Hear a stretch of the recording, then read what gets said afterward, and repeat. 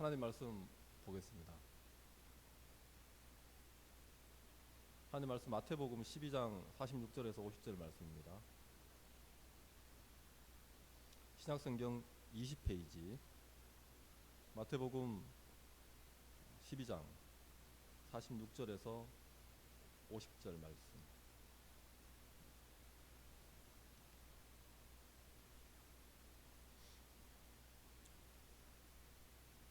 제가 먼저 46절 읽도록 하겠습니다. 예수께서 무리에게 말씀하실 때에 그의 어머니와 동생들이 예수께 말하려고 밖에 섰더니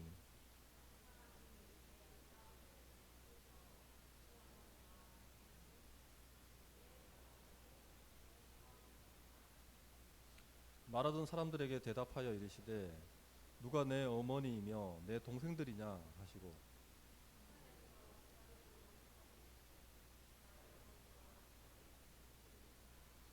다 함께 읽겠습니다.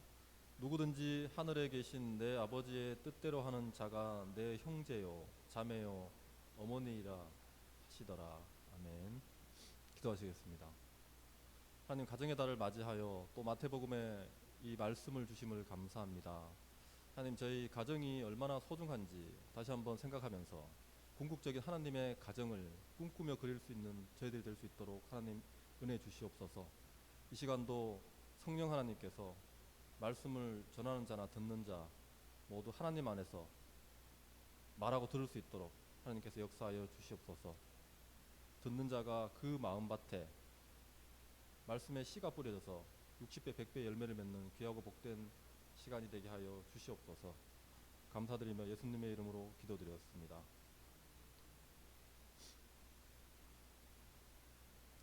네, 가정의 달 오늘 말씀의 시작은 예수님의 가족들이 찾아오는 것으로부터 시작을 합니다. 여러분, 저희 교회는 가족적인 분위기의 교회입니까? 가족의 교회입니까? 네, 둘 다 되는 거죠. 가족이니까 가족적인 분위기의 예배일 텐데 가족 간의 관계가 좋지 않더라도 가족적인 분위기의 교회고 예배가 되는 것이요. 오늘 이 가족들이 찾아올 때를 보면 이 앞절에서 예수님께서 이 바리새인 서기관들과 계속 논쟁을 해요. 이 바리새인들과 서기관들이 어떻게든 예수님을 죽이려고 이제 시작을 했기 때문에 이제 계속 예수님을 어떻게 죽일까 이 혐의를 찾고 있는 것이에요. 신성모독을 하기를 바라면서 계속 예수님께 질문을 던지고 따라다니면서 모함을 하는 그런 상황인데, 그렇게 열심히 예수님께서는 오늘도 항변을 하고 계셨어요. 무리들을 향해서 얘기하시고 바리새인과 서기관들의 질문에 대해서 이렇게 답변을 하고 계셨는데 바로 그때 예수님의 어머니와 동생들이 방문을 했다는 것이에요. 근데 이들이 왔을 때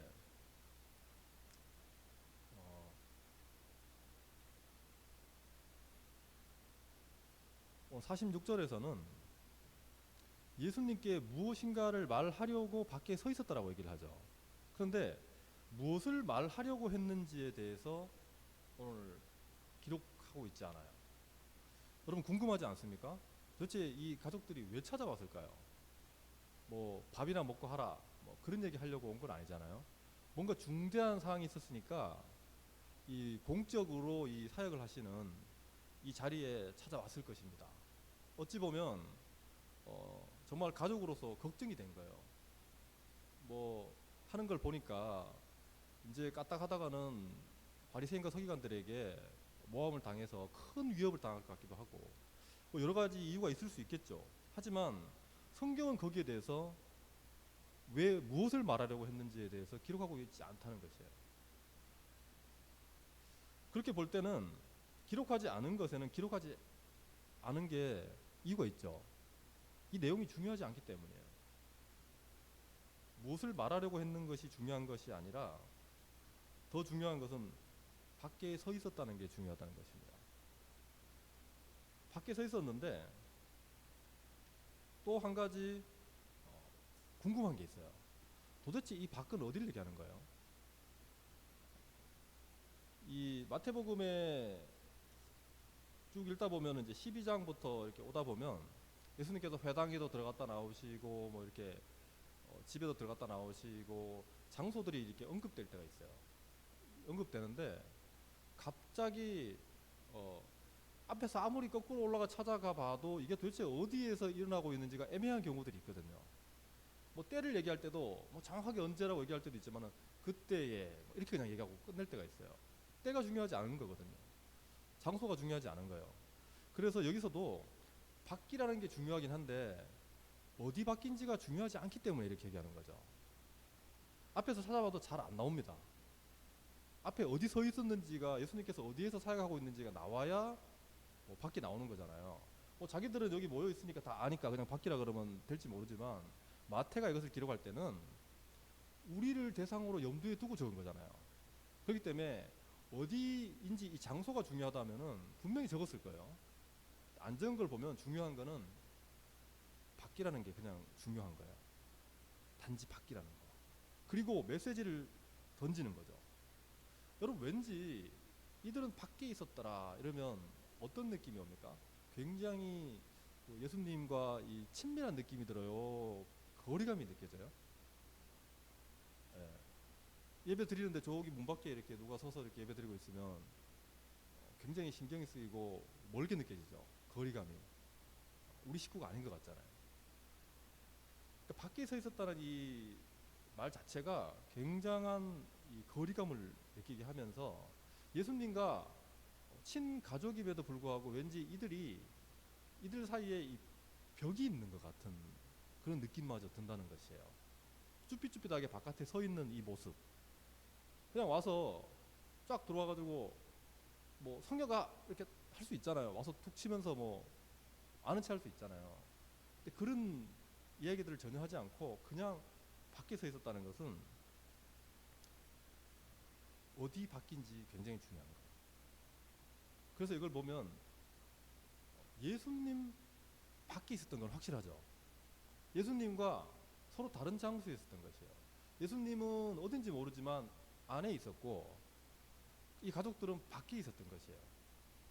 그렇기 때문에 예수님 밖에 이들이 멀리 떨어져 있었다는 것을 우리가 느낄 수 있는 거예요. 예수님이 여러분 누굽니까? 그리스도이시죠. 메시아입니다. 우리의 구원자세요. 구원자이신 그리스도 밖에 있었다는 것은 이들이 구원과 멀리 있었다는 것을 얘기하는 것이에요. 예수님 옆에 붙어 있어야 돼요. 심지어 예수님 안에 있어야 됩니다. 그래야지 우리에게 구원이 있는 것이에요. 구원은 예수님 안에 있기 때문입니다. 디모데 후서에서도 바울이 그렇게 얘기를 합니다. 내가 택함 받은 자들을 위하여 모든 것을 참으면 그들도 그리스도 예수 안에 있는 구원을 영원한 영광과 함께 받게 하려 함이라. 분명하게 구원이 그리스도 안에 있다는 것을, 예수 안에 있다는 것을, 그리스도이신 예수 안에 있는 구원이라고 분명히 얘기하고 있습니다. 그리고 또 예수 안에 있다는 것은 여러분 예수님과 한 가족이란 얘기거든요. 오늘 제목을 굉장히 빨리 그냥 지나왔는데 오늘 말씀의 제목이 예수님의 가족입니다. 예수님 안에 있다는 것은 예수님과 한 가족이라는 뜻이기도 하다는 거예요. 구원이 예수님 안에 있기 때문에 우리가 구원을 받기 위해서는 예수님과 한 가족이 되어야 된다는 말이 되는 거예요. 예수님과 한 가족으로 묶이지 않으면 다른 가족이 되면 우리에게는 구원이 없는 것이에요. 그런데 오늘 이 예수님을 찾아온 어머니와 동생들은 피를 나눈 형제잖아요. 피를 나눈 가족이잖아요. 그럼에도 불구하고 예수님 밖에 있었다는 것을 나타내고 있다는 것이에요. 이건 비록 피를 나눈 형제라 하더라도, 피를 나눈 가족이라 하더라도 구원을 받을 수 있을 수도 있고 없을 수도 있다는 걸 얘기하는 것이죠. 그리스도 밖에 있을 수도 있다는 걸 얘기하는 겁니다. 예수님께서 오늘 이 말씀을 하는데 바리새인과 대척 관계에서 계속 논쟁을 하고 있었다고 그랬잖아요. 이 내용을 봐보면은 예수님을 죽이려고 어떤 계속 증거를 찾고 있었다고 그랬잖아요. 그래서 죽이기 전에 확실한 증거가 있어야 되고, 또 한 가지 증거가 뭐냐면 이 예수님이 메시아가 아니라는 확실한 증거가 또 있어야 돼요. 만약에 메시아인지 아닌지 약간 이렇게 애매모호하다면 그분을 죽이면 큰 화가 올 수 있잖아요. 그렇기 때문에 메시아라면 메시아가 뭐 확실할 것인데, 딱 죽이려고 보면은 반드시 이 사람이 메시아가 아니라는 확실한 증거도 있어야 되는 것이에요. 그리고 신성 모독과 같은 살인 혐의가 또 있어야 되는 것이죠. 그래서 이들이 오늘 직전에 물어본 내용이 뭐냐면 예수님께 메시아의 표적을 보여달라고 했습니다. 그때 예수님께서 그렇게 얘기하시죠. 보여줄 게 없다는 거예요. 다만 요나의 표적만 있을 뿐이다 라고 얘기하시면서 십자가에서 죽으시고 3일 만에 다시 부활하실 것에 대한 예고만 하시죠. 그리고 구체적으로 표적을 보여주시지 않습니다. 그러면서 이 세대를 보고 악한 세대라고 얘기해요. 이 악한 세대라고 말씀하시면서 이들을 책망하시는데, 여러분 이 악한 세대, 이 바리새인과 서기관들의 특징이 뭐냐면 아브라함의 자손이기만 하면은 모두 하나님의 자녀라는 고정관념이 있었어요. 혈통적으로 피를 나눈 사람들은 다른 아무런 조건이 필요 없고 무조건 하나님의 자녀라고 생각했다는 것이에요. 그것에 대해서 오늘 예수님께서 비록 피를 나눈 가족이지만 밖에 세워두셨다는 것, 이들이 밖에 있다는 것은 이들의 고정관념을 깨고자 하는 것이죠. 피를 나눈 가족이라 할지라도 그리스도 밖에 있을 수 있다는 것이에요. 그 메시지를 던지고 있는 겁니다, 예수님께서. 피를 나눈 아브라함의 자손이 하더라도 모두가 하나님의 자녀가 아니라는 이 메시지를 주고 있다는 것이에요. 여러분, 피를 나눈 가족이라고 해도 그리스도 안에 우리가 다 함께 있지 않다면 이 세상에서의 가족으로 끝이 나버립니다. 그리고 비록 피를 나눈 가족이 아니라고 하더라도 예수님 안에서 한 가족이라면 그 가족은 영원한 가족이 되는 것이에요.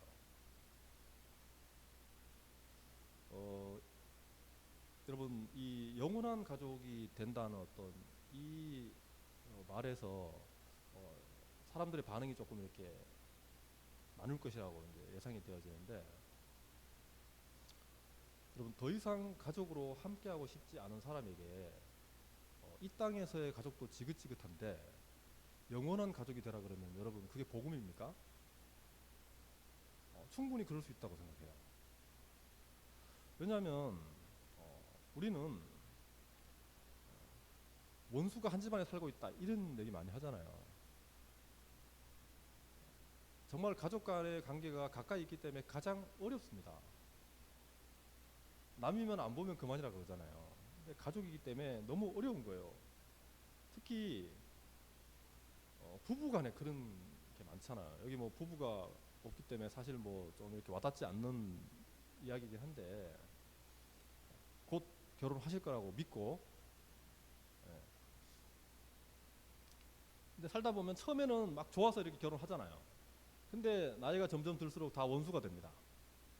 그리고 서로 다음 생에 태어나면 함께 하겠다는 확률은 뭐 1% 미만이겠죠. 그렇게 바뀌는 거예요.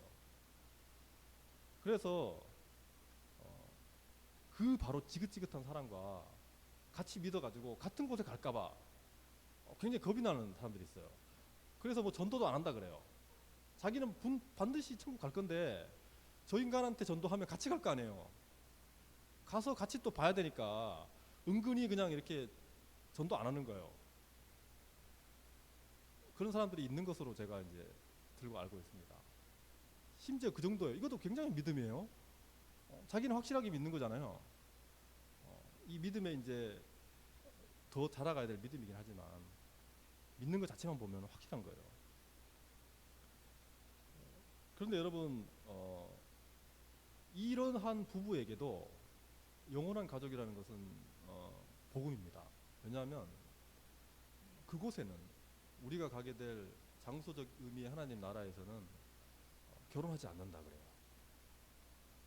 서로 시집도 가지 않고 장가도 가지 않는다고 예수님께서 분명히 말씀해 주셨기 때문에 그 두 사람이 영원한 곳에 가가지고 부부로 영원히 살 가능성은 없습니다. 그렇기 때문에 전도 열심히 하셔도 됩니다. 오히려 자신이 받는 상급이 클 것이죠.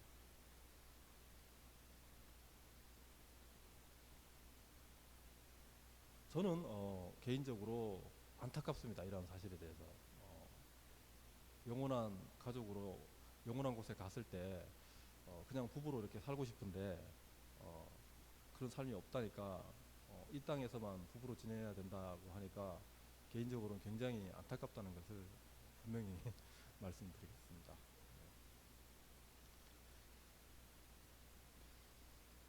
오늘 예수님을 만나기 위해 가지고 어머니와 동생들이 찾아왔다는 이 말에 대해 가지고 어떤 사람이 이렇게 얘기하잖아요. 예수님께 이렇게 하니까 예수님께서 거기에 대해서 질색을 하면서 반문을 하십니다.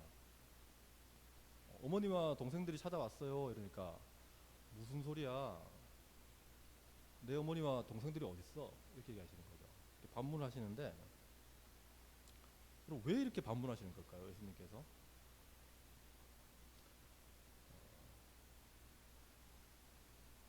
이 찾아왔다는 것 이 자체가 여러분 어머니와 동생들이 찾아왔다는 것 자체가 함께 살고 있지 않았죠. 함께 아마 살고 있지 않은 게 꽤 된 것 같아요. 이 시점쯤 되면은 공생에 거의 한 2년 이상 지난 것 같은데 집 나와서 그냥 제자들과 함께 이렇게 방랑하면서 사신 거잖아요. 집 나갔으니까 이제 집에 들어오라고 뭐 이렇게 찾아온 걸까요? 어쨌거나 같이 함께 살고 있지 않으니까 예수님께서 이제 더 이상 저 사람들은 나의 가족이 아니야 뭐 이렇게 해서 가족이 아니라고 얘기하신 걸까요? 그렇게 유치하신 분은 아니죠. 예수님께서 집 나온 것도 아니고. 여러분 예수님의 가족관계에 대해서 여기서 잠깐 짚어보고 가겠습니다. 궁금해하실 것 같아가지고요. 네. 예수님의 가족관계를 보면 마태복음 조금 뒤에 가면 나와요. 13장 55절에 나오는데 우리 요거 이제 다 한번 읽어보도록 하겠습니다. 시작.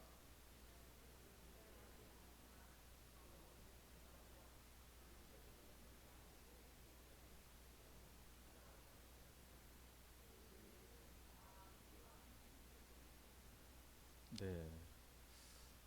예수님이 누구의 아들입니까? 목수의 아들이죠. 아버지의 직업은 목수였던 것 같아요. 그래서 예수님도 이제 가게를 이어받아서 이제 목수가 되셨는데 이 목수의 이름은 요셉입니다. 요셉과 마리아. 부모님은 이제 부모님의 이름은 마리아와 요셉이고 형제들의 이름이 이제 4명 나오죠. 남자 형제들만 밝히고 있습니다. 그리고 여동생들이 있었던 것 같아요. 이들이 누나는 아닙니다. 왜냐하면 마리아와 요셉이 결혼해서 여러분 결혼도 하기 전에 예수님을 잉태했잖아요. 그렇기 때문에 예수님이 첫째인 거예요. 그러니까 무조건 다 동생들입니다. 그래서 마가복음에서는 그냥 동생들을 하지 않고 동생들과 누이들 뭐 이렇게 얘기하는데 마태복음에서는 누이들이라는 말을 빼거든요. 빼도 상관없어요. 어차피 다 동생들이기 때문에. 그리고 사실 여러분 요셉은 예수님의 실제 아버지입니까? 아닙니까? 왜 아니죠? 네, 우리가 날마다 고백하는 사도신경에 그는 성령으로 잉태하사 이렇게 나오잖아요.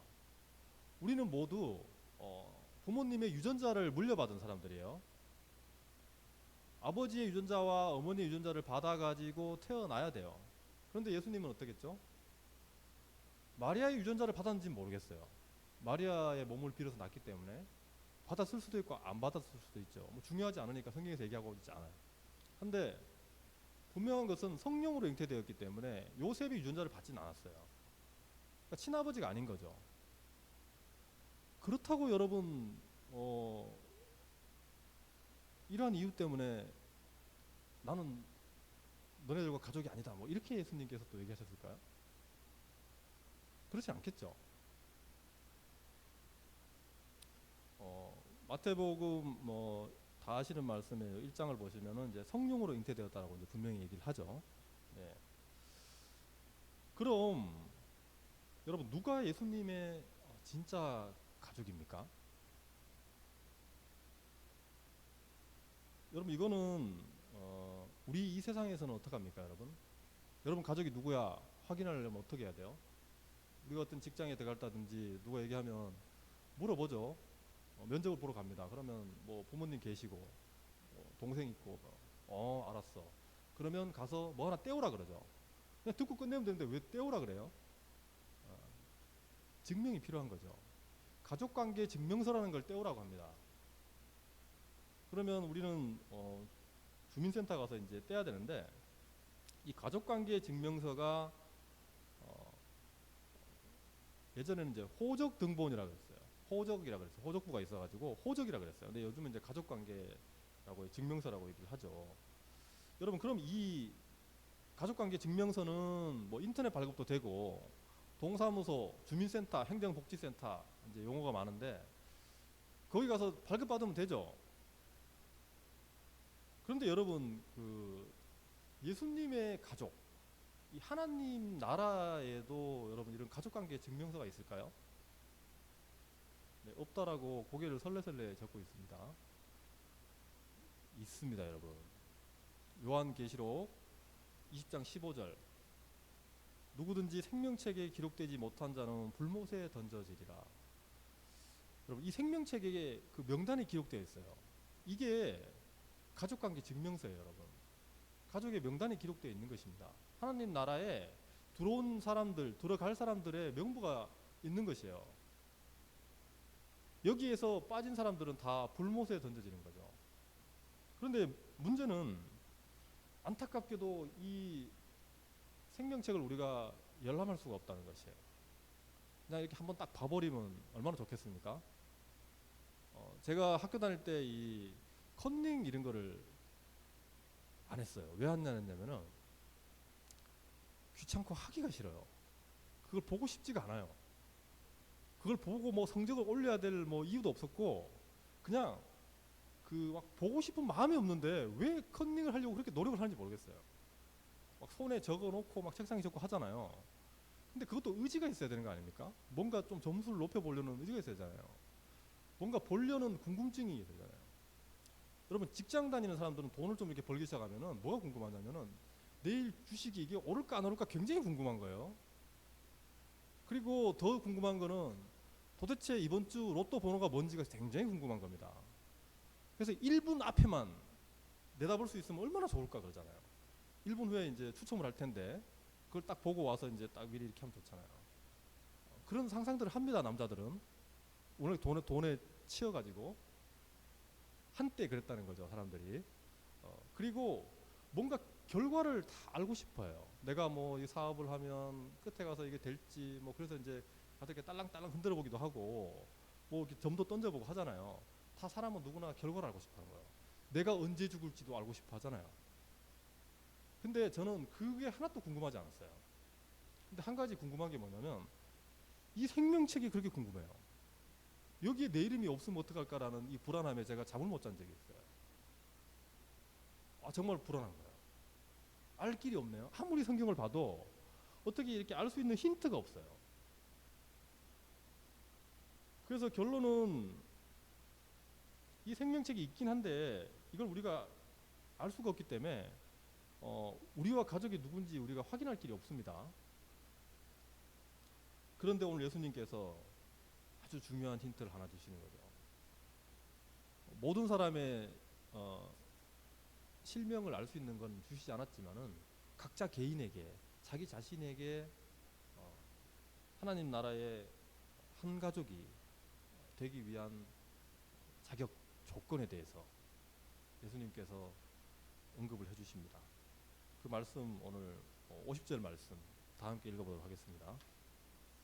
누구든지 하늘에 계신 내 아버지의 뜻대로 하는 자가 내 형제요 자매요 어머니이라 하시더라.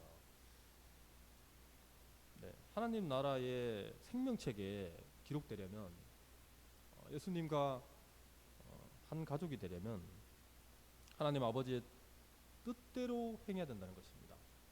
하나님의 뜻을 행해야 된다는 것이에요. 예수님께서 왜 이렇게 말씀하시는 걸까요? 왜 하나님의 뜻을 행해야 한다라고 얘기할까요? 여러분, 하나님 나라의 가장은 누구십니까?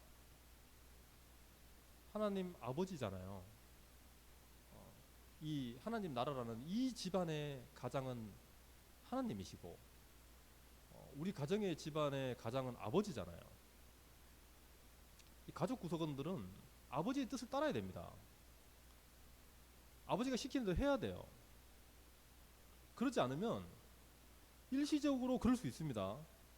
하지만 끝끝내 아버지의 뜻을 행하지 않는다면, 아버지의 뜻을 거부한다면 아버지의 자식이 아닌 거예요. 그래서 예수님께서 끝끝내 하나님 아버지의 말을 어기고 끝까지 못 나간다면 그건 하나님의 가족이 아니라는 증거라고 말씀하시는 것이에요.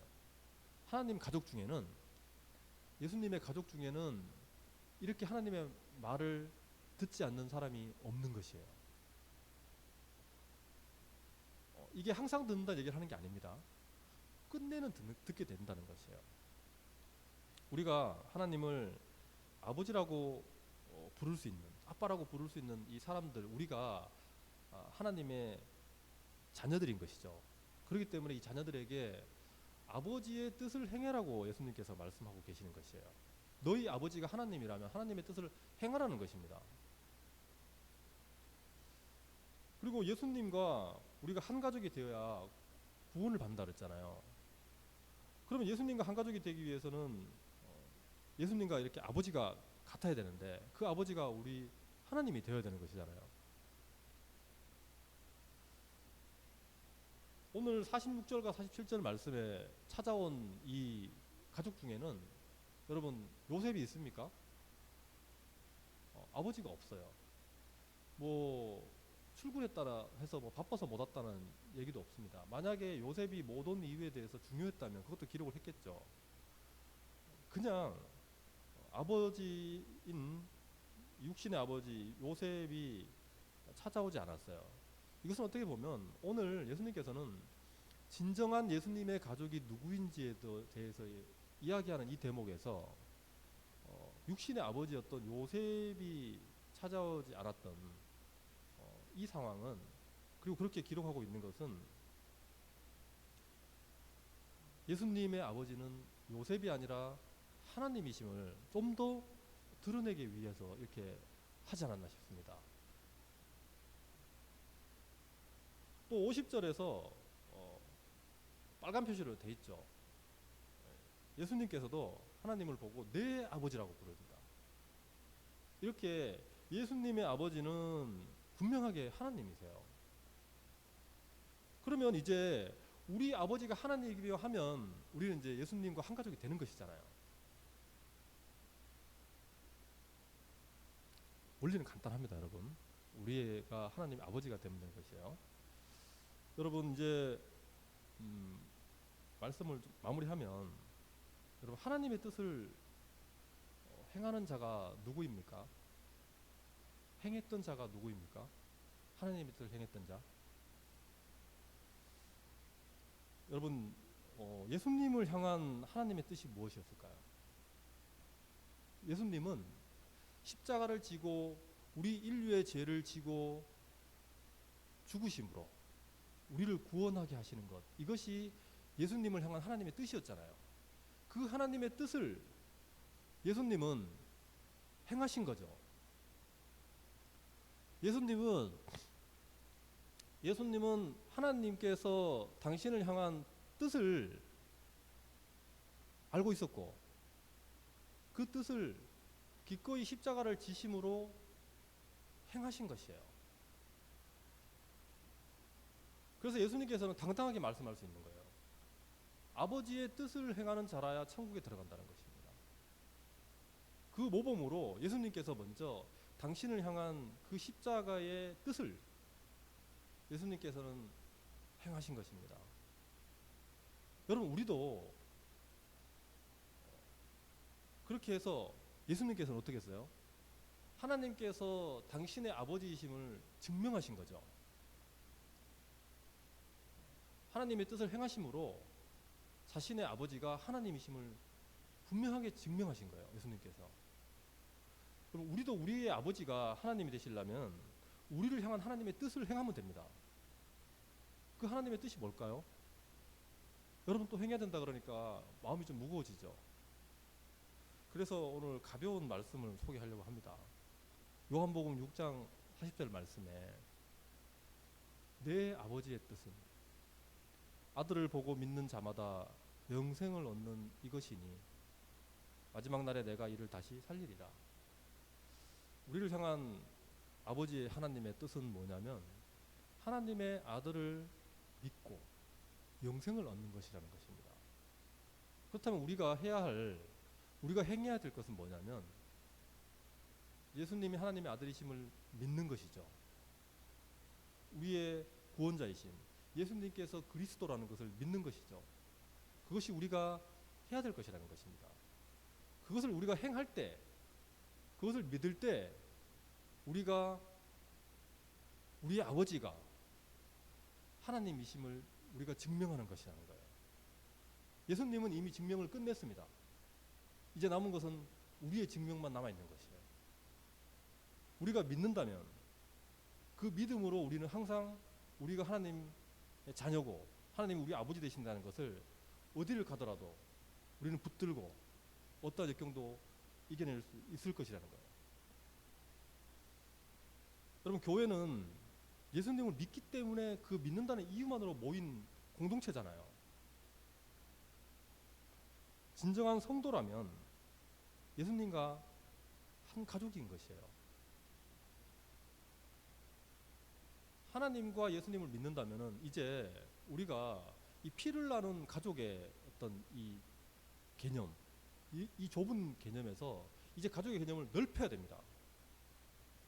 가족의 개념을 확장하고 또 범위를 넓혀서 정말 예수님을 그리스도로 고백하고 하나님을 아버지로 고백하는 사람들과 함께 우리는 영원한 가족이 될 것임을 확신하면서 그렇게 교회에서 신앙생활을 한다면 우리는 남이 아니라는 것을 분명하게 생각할 수 있을 것이고 정말 기쁨으로 신앙생활을 할 수 있을 것입니다. 네, 오늘 말씀 생각하시면서 찬양하실 텐데요. 찬송가 620장입니다. 여기에 모인 우리가 모두 하나님을 한 아버지로 보신 한 가족, 예수님의 가족이 되었으면 좋겠습니다.